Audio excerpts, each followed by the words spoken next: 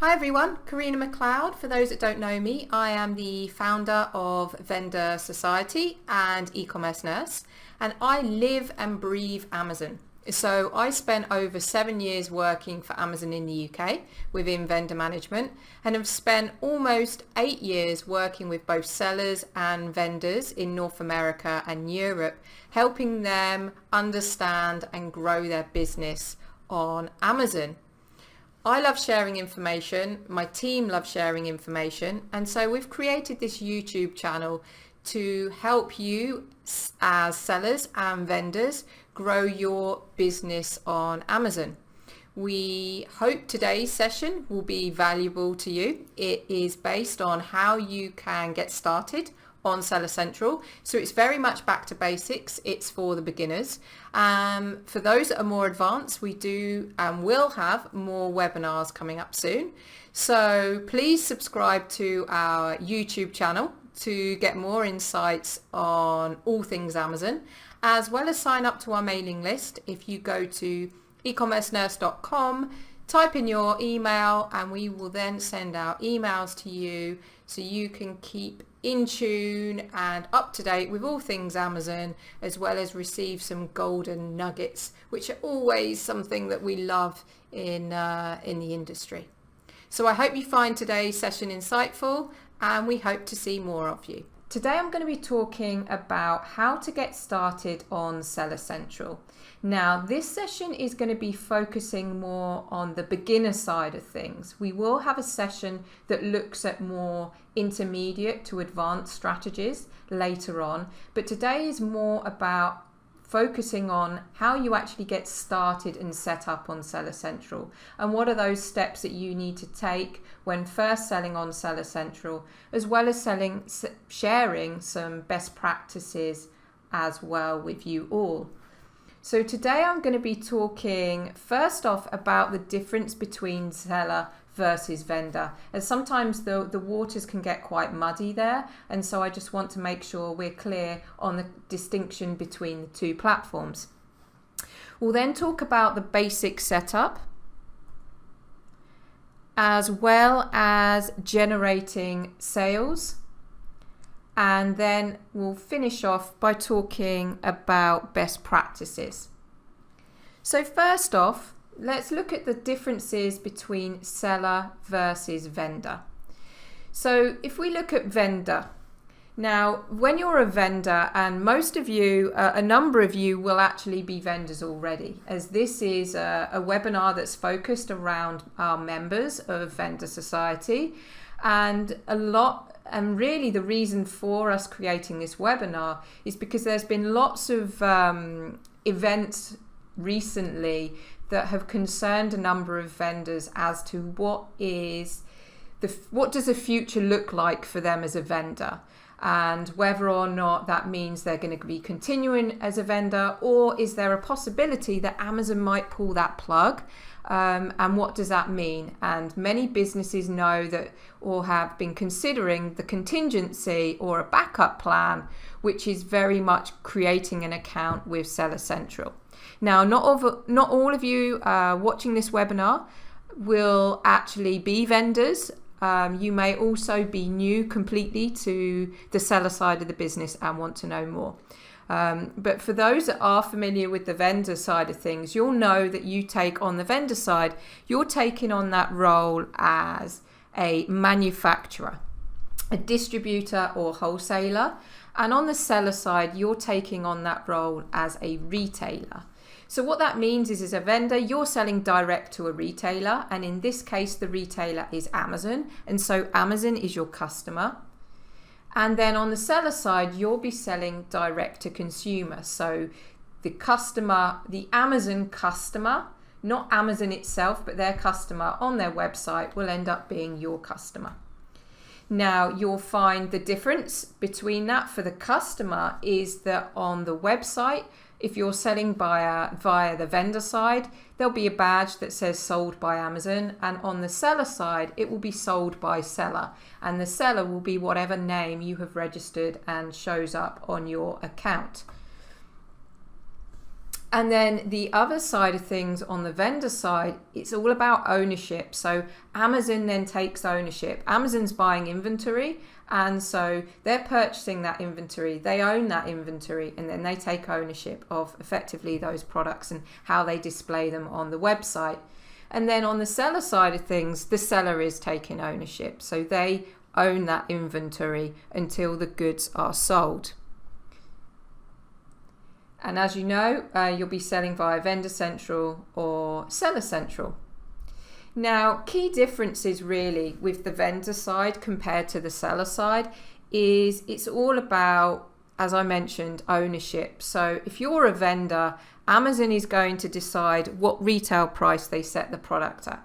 They are going to control and own that content. Now, you as a vendor are providing Amazon that content, but Amazon really gets the last say in how that what that content looks like on the website. And then Amazon also, they manage the inventory. They decide on how much stock they want to hold. And so that's not a decision the vendor can make themselves. And then Amazon manages all the customer orders, the shipments, and customer service. Now on the seller side, the key difference here is that the seller decides what the retail price is going to be. Amazon has nothing to do with that retail price. The seller also controls that content. Now, I've put a star here, an asterisk here, partly because that is dependent on whether you are a reseller or a brand owner. Now, if you're a reseller, that doesn't mean, unfortunately, you don't control that content. If you're the brand owner, then that means that you are able to control your content as long as you're enrolled in the brand registry. And that's something that we're going to be talking about shortly. The seller also, you would manage your inventory. You decide on how much stock you want to hold, whether you hold that in Amazon's fulfillment centers or how much stock you enter into the system if you're going to ship the product directly to the customer. And of course, the seller then manages those shipments, those orders, as well as the customer service. Although it depends yet again on the fulfillment method. If you have a fulfillment method where Amazon is managing that all via Fulfillment by Amazon, then Amazon will be managing those orders and customer service for you. The key difference here overall is control. It's all about whether or not you want Amazon to have control over your product listings on Amazon or if you want control as a seller. And many businesses have moved and transitioned from vendor to seller just to be able to have that control. But now it seems that some businesses are not actually, it's not down to the businesses deciding, it's actually down to Amazon these days as to whether Amazon want to be working with you as a vendor or if Amazon now want to be working with you as a seller as well. Okay, so let's move on to the next step. Basic setup. So when it comes down to basic setup, there are 6 key things I'm going to be talking about. First off is account setup, then category approval, the brand registry, product setup, order fulfillment, and then account management. So for those that are completely new to seller, they haven't set up a seller account before, you would go to Seller Central and very much it is down to self-service. So on the vendor side, it's invite only. On the seller side, it is self-service. So you can actually go in and sign up and register to become a seller. Now, it's pretty easy to do. Amazon will ask you for basic information about the company information. But I would always say if you're looking to create an account, always allow for at least a week to get that account set up, partly down to Amazon, they need to approve all the documents and check through everything.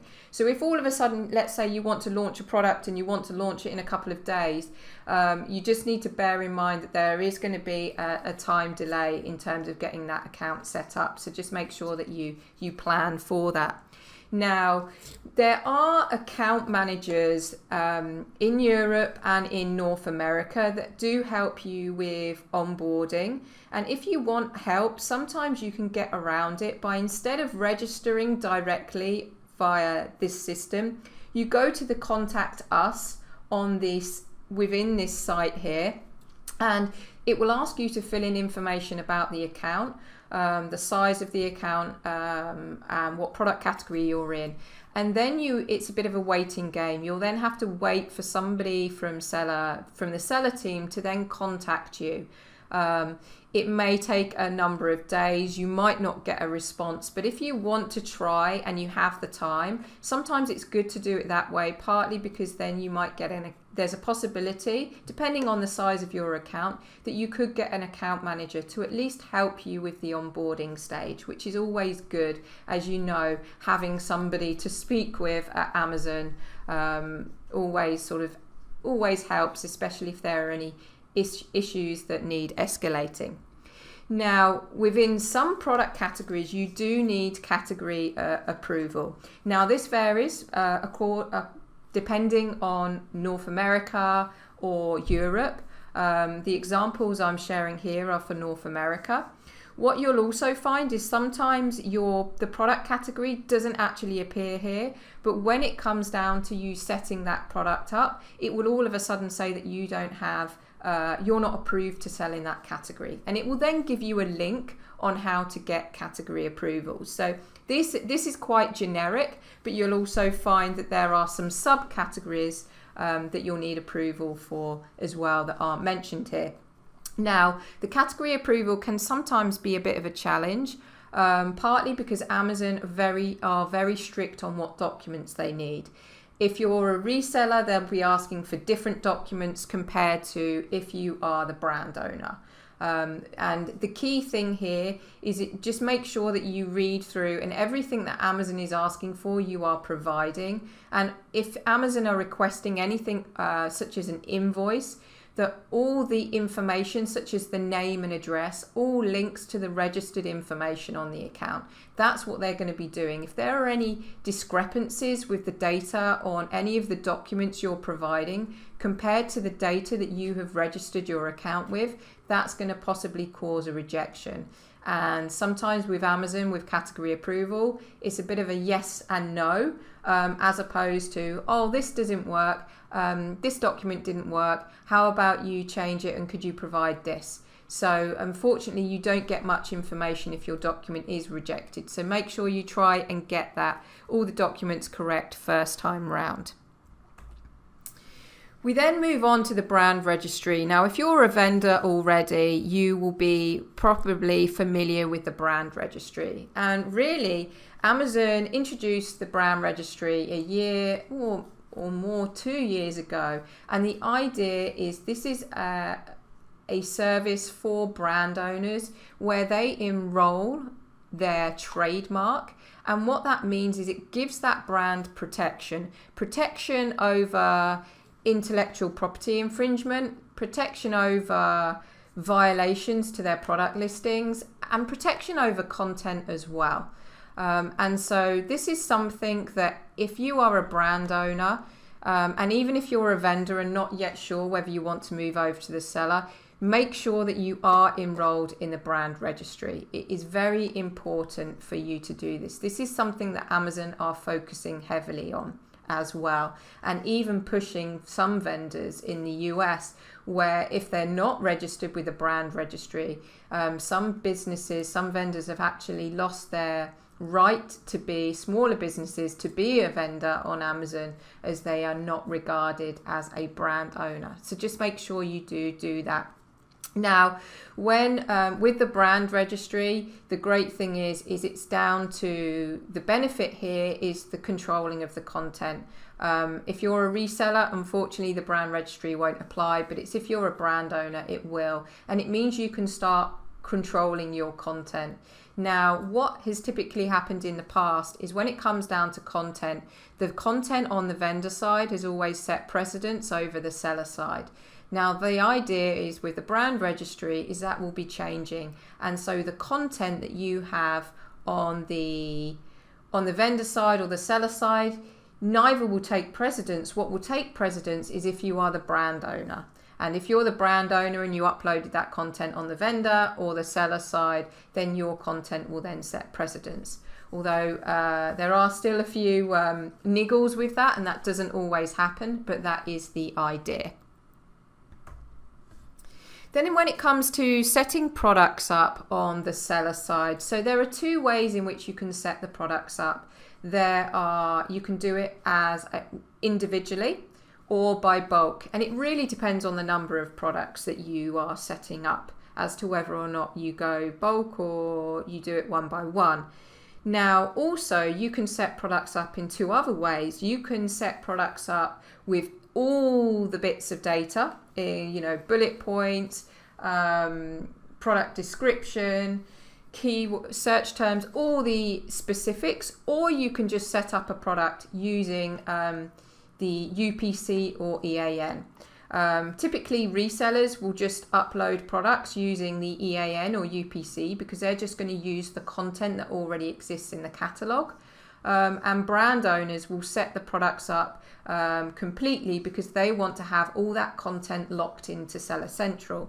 Now, this is only possible for resellers if the product already exists in the catalogue. If it doesn't exist in the catalogue, then you won't be able to just upload it via a barcode. You actually need to input the content into the system. And this slide here just gives you an example of where if you were deciding to list an individual item, you could type in and see if it already exists in the Amazon catalog by adding in the EAN or the UPC. And then you can, by doing that, you'll then see if the product already appears. If it doesn't, it will then lead you to create your own listing.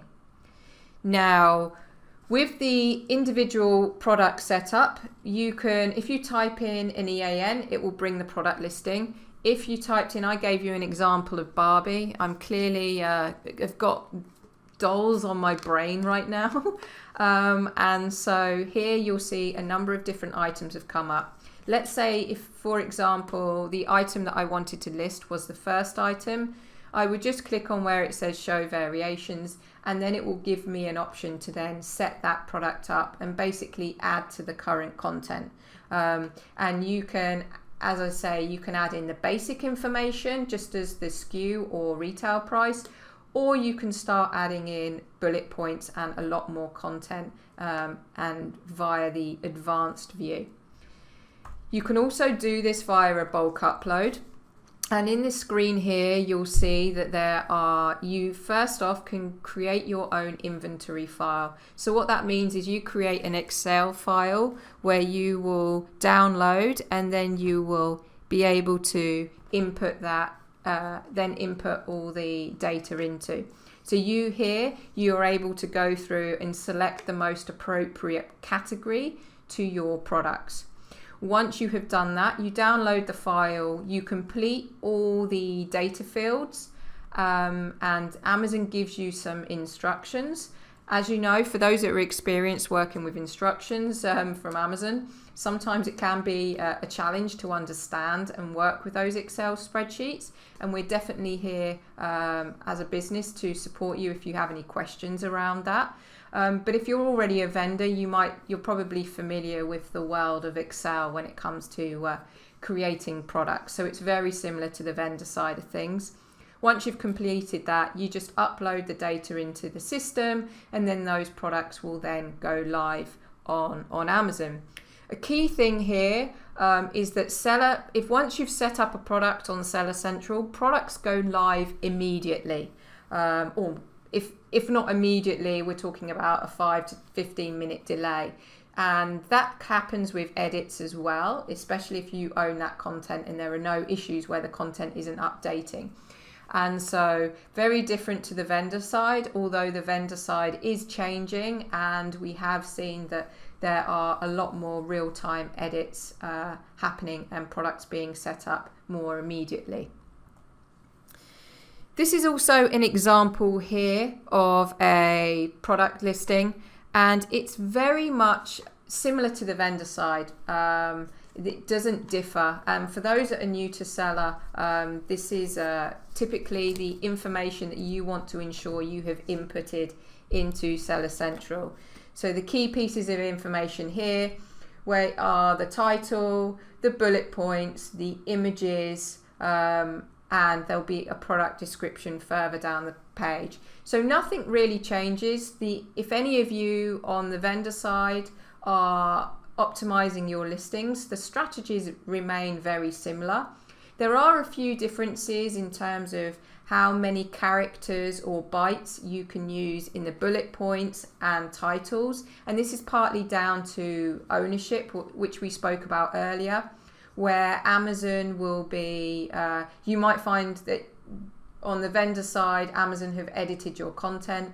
That doesn't happen on the seller side because you're owning that content, unless of course your listings are already in the vendor side, or you don't have, you're not the brand owner, or you haven't enrolled within the brand registry. But we'll come on to looking more about the different parts of the product listing very shortly. The other area is down to order management, and there are 3 different types of ways that you can fulfill orders on the seller side. There is fulfillment by Amazon, fulfillment by merchant, and then seller fulfilled prime. So let's first off look at fulfillment by Amazon. So you've probably heard of FBA, and FBA is the most common fulfillment method on Amazon. And this is where Amazon handles the orders, Amazon handles customer service, Amazon manages the returns. Basically, they do everything that around the order management side of things for a small fee. And what that means is your listings, as well as not having to manage all the those shipments and freeing up your time, the product listings also become prime eligible. And that is something, and I've put that in bold partly because that's really important, is that over 50% of Amazon customers are prime customers, and that means that they've subscribed to Amazon's prime service to get free next day or 2-day guaranteed delivery. And so there are a huge amount of customers shopping on Amazon that are looking for that prime badge, and if that prime badge doesn't show, then there's a possibility that they might then go to another product and possibly a competitor's product as well. So that's something that's great about FBA, is the fact that you have the prime badge. But the other really good thing is that Amazon is managing it all for you, and there is a fee, but it's not such a huge fee. They do offer competitive rates. The other method is fulfillment by merchant. So that is when you as a merchant, which is really fulfillment by seller, you handle those orders, you handle the customer service, you manage the returns, you manage everything. This works more for really heavy, bulky items where actually fulfillment by Amazon doesn't make sense. It doesn't make sense to hold inventory in Amazon's fulfillment centers. It doesn't make sense to ship products to Amazon and then Amazon to ship those products out for large, bulky items, because the cost of shipping is going to be way too high and probably eat into your product margins. So that's when it works, but the downside of fulfillment by merchant is that items are not prime eligible, and so that's a real negative when it comes to fulfillment by merchant. One other thing I forgot to add for fulfillment by Amazon is that with fulfillment by Amazon, you actually still own that inventory. What happens is you decide on how much inventory for each product you want to send into Amazon. You send in a shipment. So let's say you want to send in 100 units of an item into Amazon. You send in that shipment to Amazon. That inventory then sits in the Amazon Fulfillment Center. You still own that inventory. You're paying Amazon a monthly storage charge. And then once that order goes through, Amazon then take that inventory and ship it out to the customer. And that is when then the ownership from yourself is then passed over to the customer for that sale. Then lastly, the other fulfillment method is seller fulfilled prime. And this is similar in a way to fulfillment by merchant. So you're handling as the seller the order, the customer service and the returns. The difference here is that this actually you are Prime eligible. And so this is when fulfillment by merchant becomes a lot more beneficial, because you've got that Prime badge. Now, Seller Fulfilled Prime is something that's not available to everyone. You have to jump through a series of hoops, as in you have to prove that you can ship next day. And a lot of that means that you have to be a working with Amazon fulfillment by merchant to start off with, to prove to Amazon that you are able to hit your performance metrics and ship product when you say you want. Because one thing with Amazon is Amazon are very strict around when you ship the product and not making any mispromises to customers. In addition to that, not only do you have to become eligible by meeting certain performance metrics, sometimes Seller Fulfilled Prime is not always available to everybody and what I mean by that is sometimes Amazon open a door and say, right, you can register for Seller Fulfilled Prime. And then when they get an influx of sellers trying to enroll in this, they then close the door and say, we're not taking any more applications at the moment. So that's just something to bear in mind, is that Seller Fulfilled Prime might look great, but it can be a challenge sometimes to get that enabled. Really, when it comes down to fulfillment methods, and this is what you should be thinking about, it's getting that Prime badge that we spoke about. That's really important, but also performance metrics. And what that means is that when it comes down to performance metrics, Amazon is marking you on how quick you ship the product. If you ship it within the time frame Amazon has specified, if you don't cancel any orders once the customer has placed that order, if you're responding to the customer question, if you're responding to customer returns, and they will effectively be monitoring that. And if you don't adhere to Amazon's metrics, the chances are they'll remove some of your selling privileges, or even worse, suspend your account. Now, if you're working with Amazon Fulfillment by Amazon, what happens is that Amazon is fulfilling those orders, which means that Amazon is really the one that has to work towards those performance metrics. So it almost saves you gives you more chance that you're not going to get any black marks against your performance metrics, because Amazon is shipping the next day and Amazon is managing all that. It becomes more of a challenge, or you have more performance metrics to hit when you're fulfilling those orders yourself. And that's when we come and talk about account management, because that's one thing that you also need to think about, especially when it comes down to fulfillment method, is that you do need somebody monitoring your account. They need to be monitoring the account health and the performance metrics, responding to customer queries within 24 hours, ensuring that all orders are going out when they should be. Now, if you're doing fulfillment by Amazon, then the level of account management will be reduced, but there is still a need. There is still a lot of touch when it comes to managing a seller account, especially if we're making comparisons between seller and vendor. And so you do need to be monitoring that seller account daily. You need to be making sure that customer queries have been answered. Now, with Fulfillment by Amazon, Amazon does respond to customer questions if they relate to that order. If they're a general query, then it will come directly to you. And so you do need to be responding to those as well. And making sure that the customer is getting a satisfactory response as well. So really, Fulfillment by Amazon is the most preferred method, partly because of the Prime badge, but also it reduces your risk of not hitting those performance metrics, and also reduces the amount of touch you need on your account. But still, as I said, you still need to be monitoring your account, your statistics, your just everything involved in selling on a daily basis.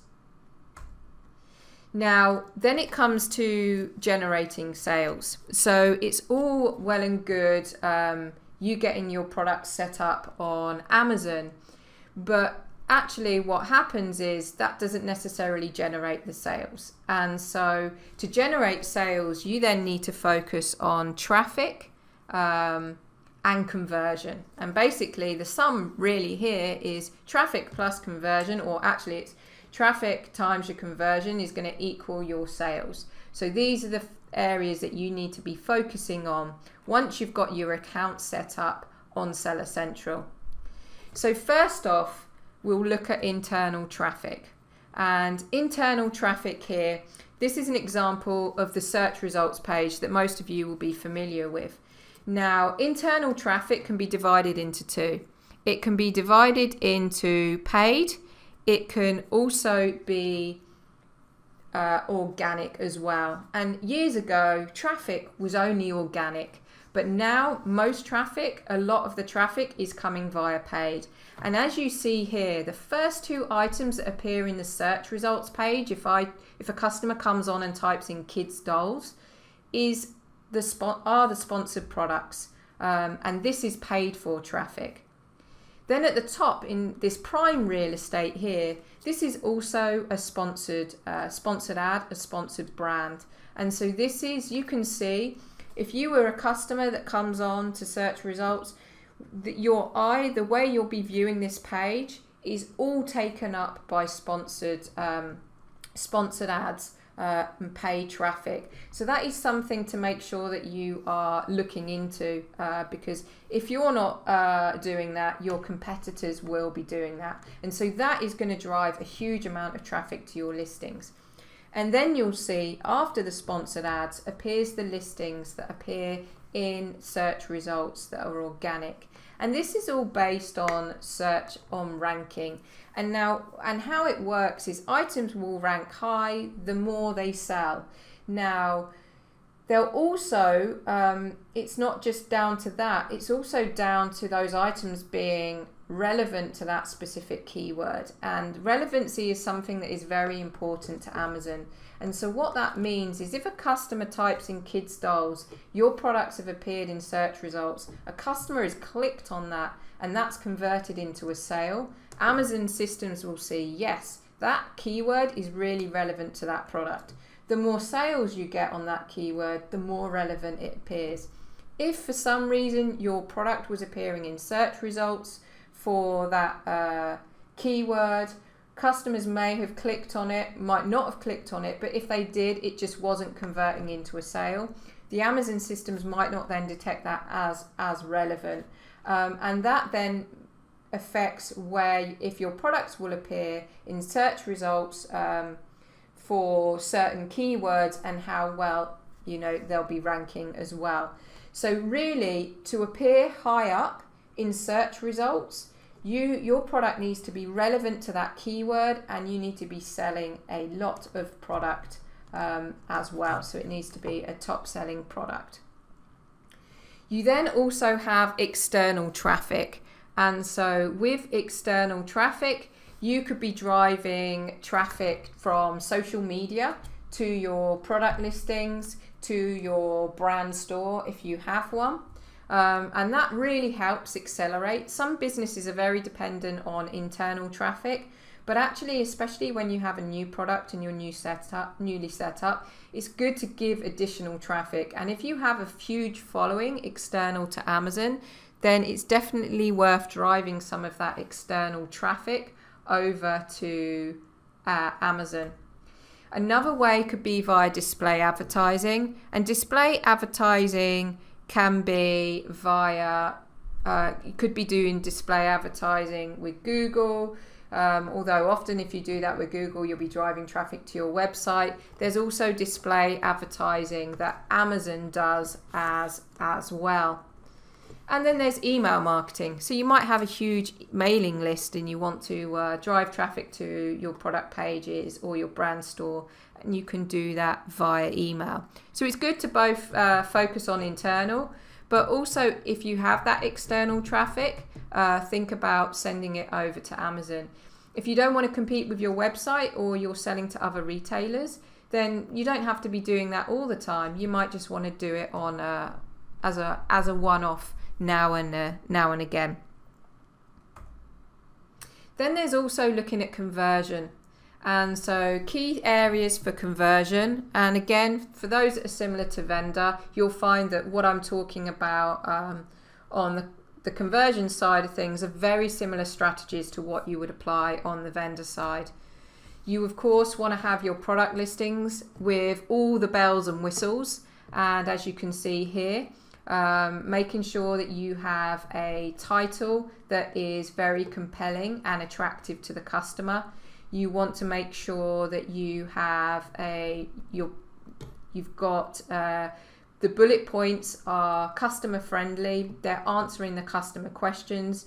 You don't have way too much content, they're not stuffed, keyword stuffed, but enough content that's going to help the customer make that informed buying decision. You'll also, if you are a brand owner enrolled in the brand registry, you'll have access to enhanced brand content, also known as A+ content on the vendor side, and so you'll want to be taking advantage of that as well, and making, again, you don't want to have way too much content in your bullet points. This is definitely an area that you can then expand on the content. If you don't have access to enhanced brand content, then of course you'll be able to add more content into the product description. And so you definitely want this, because the more content you have, the more chances are that your product is going to convert. But make sure that that content is relevant. Don't just add in content for the sake of it. A simple product is not going to require much content. A more complex product, or a product of a high retail, where customers may be a bit more not necessarily anxious, but that it's not necessarily going to be an impulse purchase, then you want to be describing that product in a lot more detail. Then with the images, of course, the product on a plain white background is standard. That must be the main image. You can then add in different images, such as info images, images with icons, or that just explaining the product in a bit more detail. As well as lifestyle images as well. A mix of all of them, and in some product categories you'll need packaging images as well. You'll need to include. So it's good to have a variety. It's good to add as many images as possible. On mobile it shows up to 7 product images, and I believe on desktop up to 8 or even 9. As well, but definitely try and get at least 7 of those images up. Also, video is available to those brand owners. Now, video is currently only available to sellers in North America. It should come soon to Europe, hoping that they do remember us.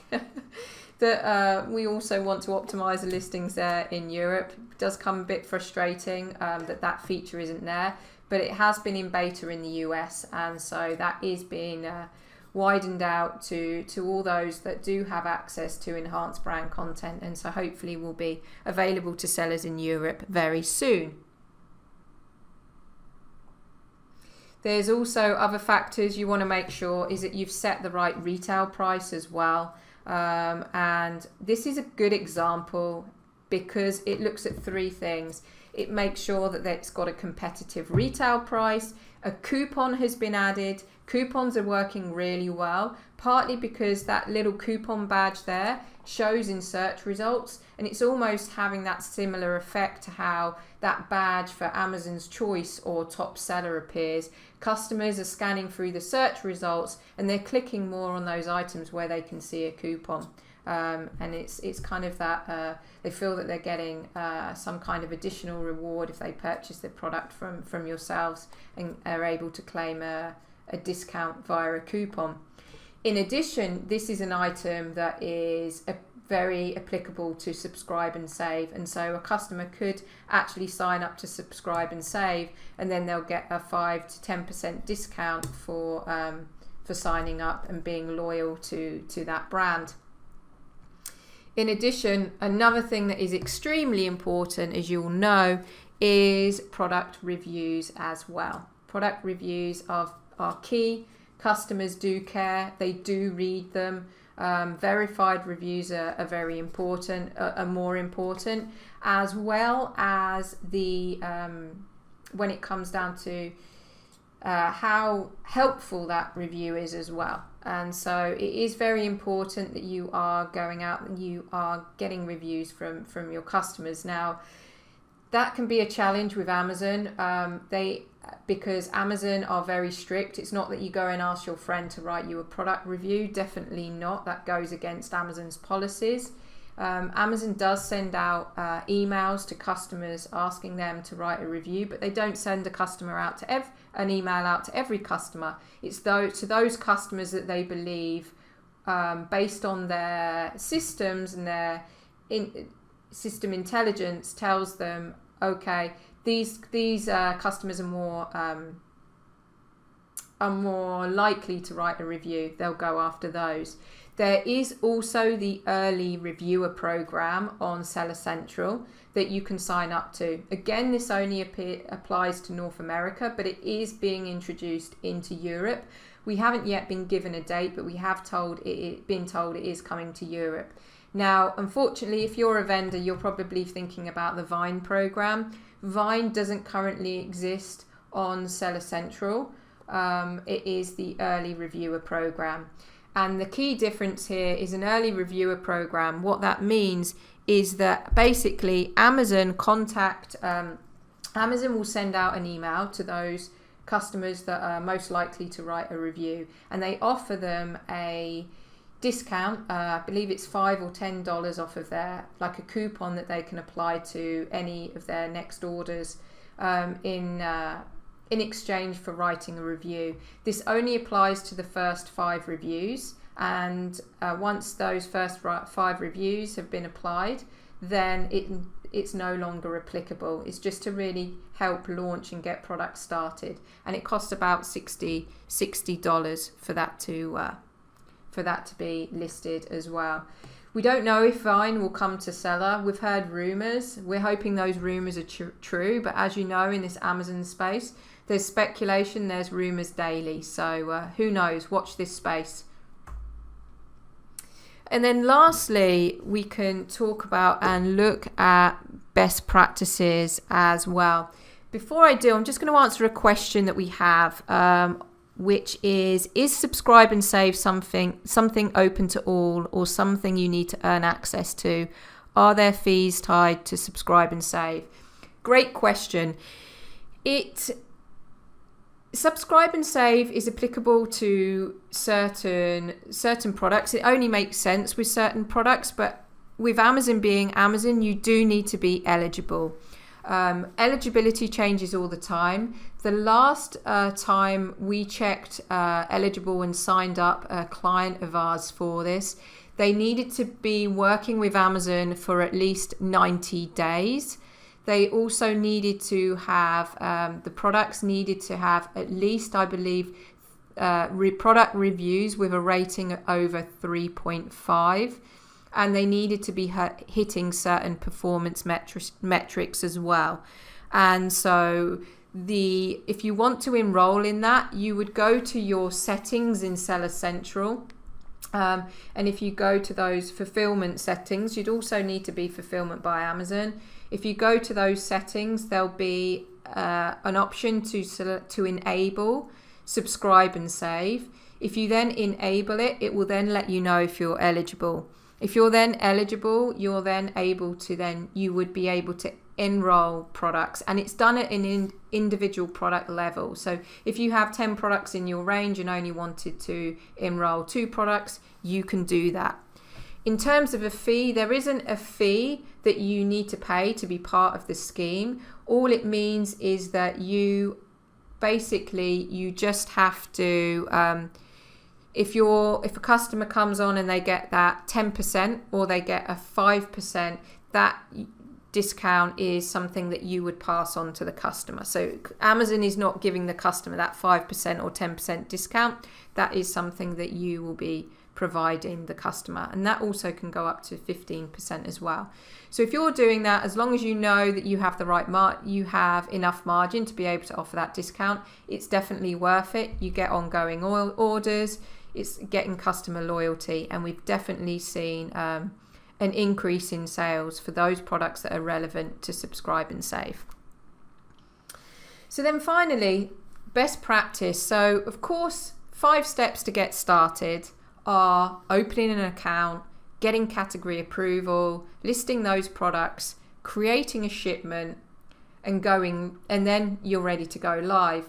But as you know, Amazon is complex, and those 5 steps does not guarantee you any sales. And so then it's all about the best practice. And I want to share some that we use with our clients to help boost their products and increase sales on Amazon.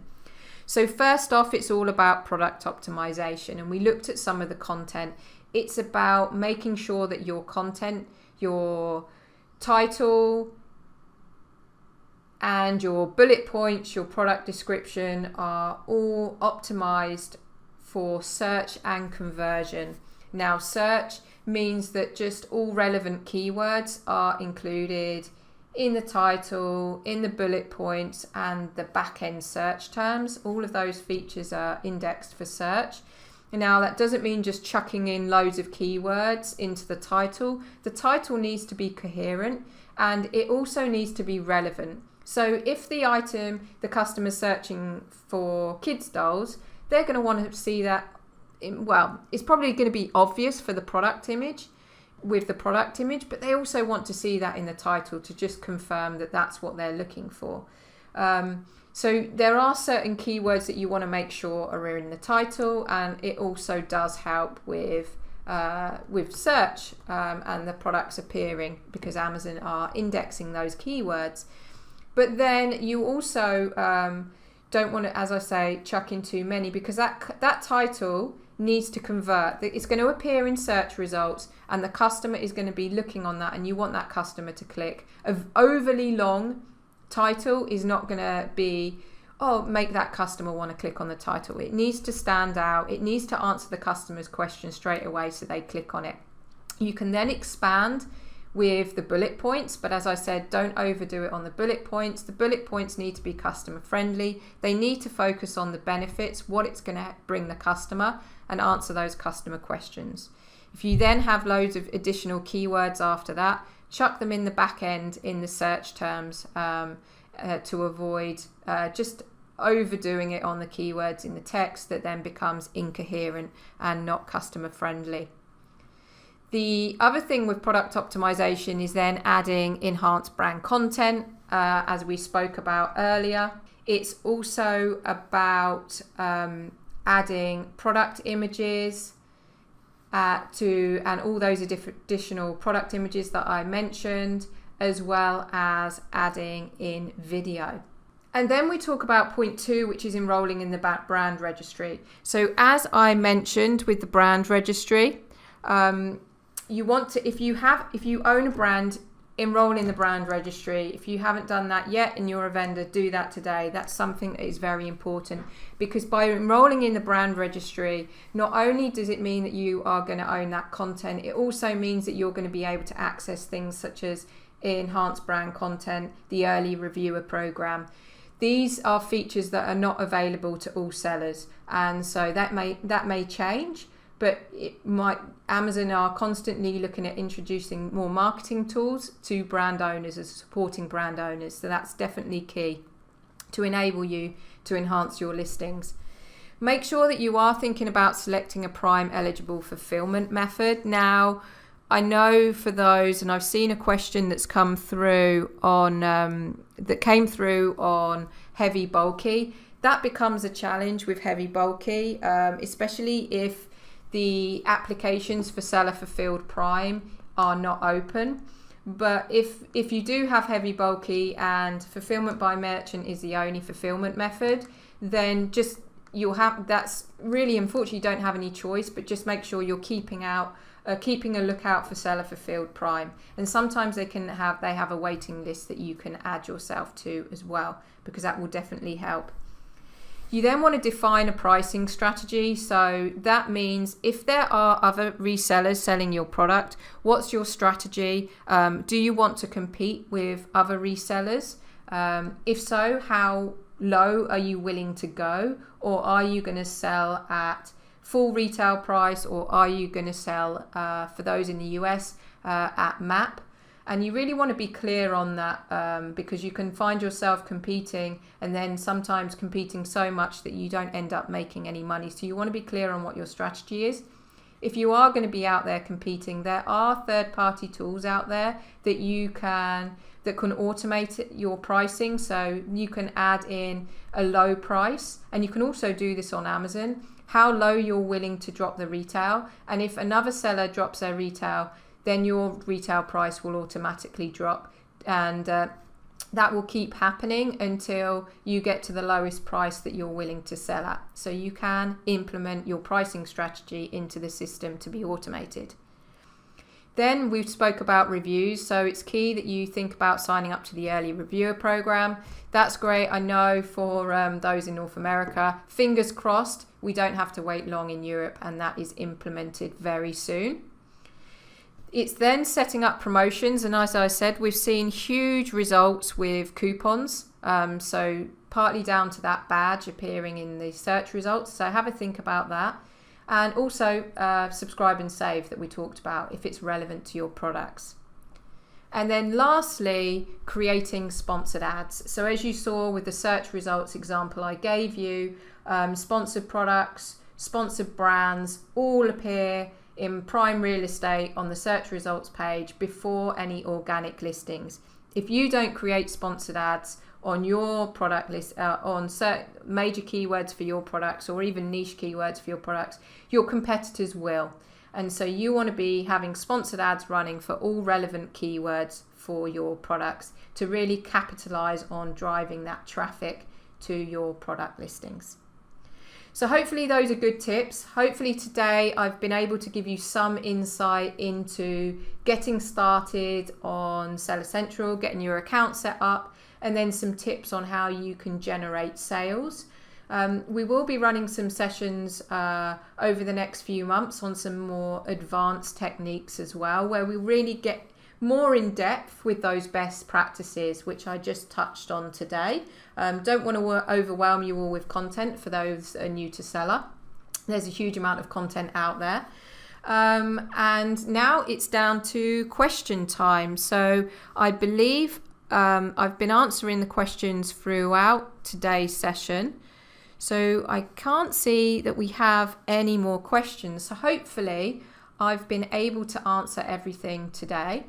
As I said, today's session has been recorded, so that will be going out and shared publicly if you want to then if there are any things that you want to watch again. And if you do want to be part of future webinars, then be sure to either, if you're a vendor, sign up, and if you're not already a member, sign up to our free membership on Vendor Society, and we'll add you to our mailing list. Or if you're a seller or want to become a seller and the vendor side of the business doesn't apply to you, you can also subscribe to our mailing list via ecommercenurse.com as well. And we'll be sharing all this information out via an email. And if you do need any help with your account or getting anything set up, by all means, get in touch. And we're definitely there to help you. So thank you, everybody, and hope you found that insightful, and we'll be in touch, hopefully. Speak soon. Thanks, then.